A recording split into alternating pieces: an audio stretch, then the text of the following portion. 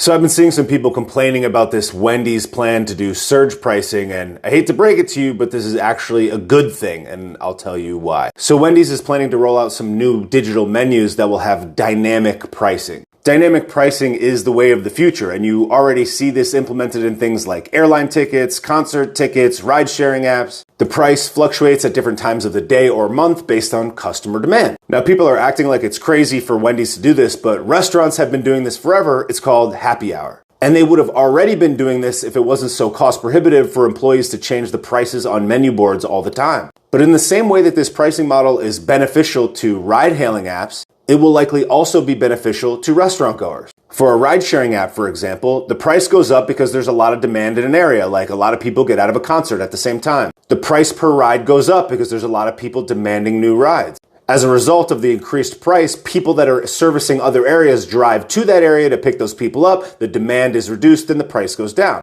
All those people that would not have been able to get a ride got a ride at a higher rate because the demand was so high and they were willing to pay it. This works for things like airlines, for example, because it allows airlines to offer additional travel routes on days that may not be as popular, and they can charge not as much money as opposed to not offering that route at all. If you can make more money on a bunch of super popular routes at popular times like Thanksgiving and Christmas, since there's so much money to be made at those times, you'll have additional planes, additional crew, additional routes, additional capacity so that you can service all these high-ticket passengers at Thanksgiving. And as a result of you being able to service all of those people and provide them with flights at a higher rate, you also have all that crew, all that capacity at the other times. So now you are able to offer those flights and that crew and that capacity for cheaper rates at different times. So instead of you running a bunch of flights on the Wednesday before Thanksgiving and then on the Sunday after Thanksgiving, you have all this capacity because you were able to sell tickets at a higher rate to those people during those days. Now you can offer a Wednesday, you could offer a Tuesday flight, you could offer a Monday flight, and it could be cheaper because you made enough of a rip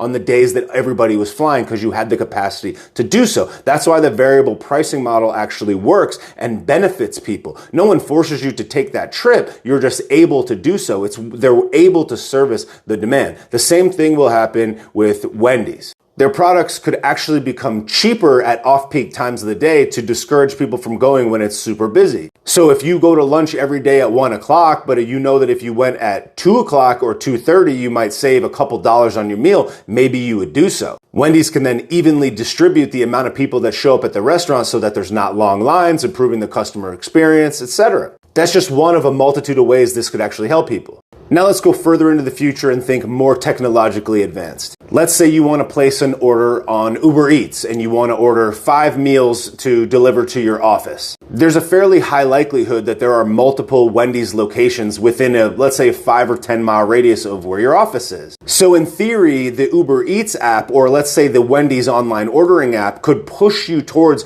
the Wendy's location that has a less busy line and offer you a less expensive meal as a result. So if you're willing to get your pickup from 4 miles away instead of 3.5 miles away, for example, you could get your meal for less, probably faster. A human being's natural instinct is to resist change. It's unknown, it's uncomfortable. But technology in so many ways actually benefits people, and they just don't understand it. As technology advances, it's likely that a variable pricing model will be introduced to almost all things. And even though fearmongers and most specifically bureaucrats will likely suggest that this is a way for the corporations to extract more money out of you, make more money, steal from you, etc. by artificially raising prices, what it will allow them to do is provide more products faster, better, more efficiently. The more a company makes, the more products and services it can provide to consumers. It's a benefit to the consumer because your interests and the corporation's interests are actually aligned, even though people don't think that way. In order for them to profit, they need to serve you.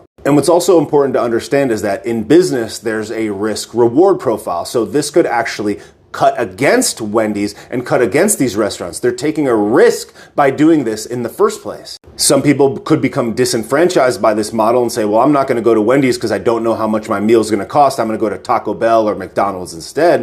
And it could backfire. Which is the beautiful thing about capitalism. You reap what you sow. It's completely different than the way that bureaucrats operate, for example. Think about it like this. If a company or a corporation can make more profits as a result of a variable-based pricing model, they're typically able to offer more and increase your quality of life, which is essentially why a business exists in the first place. So think about it like this. Let's say there's a Morgan Wallen concert. There's a limited amount of seats that are available for the concert. If every single ticket has to remain at a flat rate, then they can only make X dollars as a result of this concert. If they're able to offer a fluctuated pricing model, that means that the price that they make on one concert could be twice what they would have made on the previous concert. It will incentivize them to create additional concerts. So instead of having a show just on Friday, they'll add one for Saturday, they'll add one for Sunday. Maybe they'll add one for Monday. And even though it's a day that you may not want to go to a concert, if you're willing to go on Monday, you might pay less money for it. The Morgan Wallen and the production company makes more money, you get your show, everybody wins. And the beautiful thing about capitalism is that it works in such a way that it automatically corrects itself. So let's say Wendy's, for example, was just making money hand over fist using this variable pricing model. If you didn't like such a model, all the mom and pop restaurants that aren't able to buy these dynamic boards that have a fixed price, well, they would win the business that was ultimately going to go to Wendy's, but now will go to that local business. And conversely, if all of these fast food restaurants start making a killing as a result of this, as they distribute their customers evenly throughout the day and make more money as a result, are more efficient with the products that they have, it will only incentivize more restaurants to pop up employing the exact same model, which means you have more food options, which means that all of the supply is really high to meet the demand, and then the price goes down anyways. That's the beautiful thing about capitalism. It has its own way of correcting itself, and technology inherently is not bad or evil, because it's very important to not demonize and not be against a corporation making profits, because the more profits that they make, the more profits they're able to send to their shareholders, which are ultimately mom and pop people like you and me,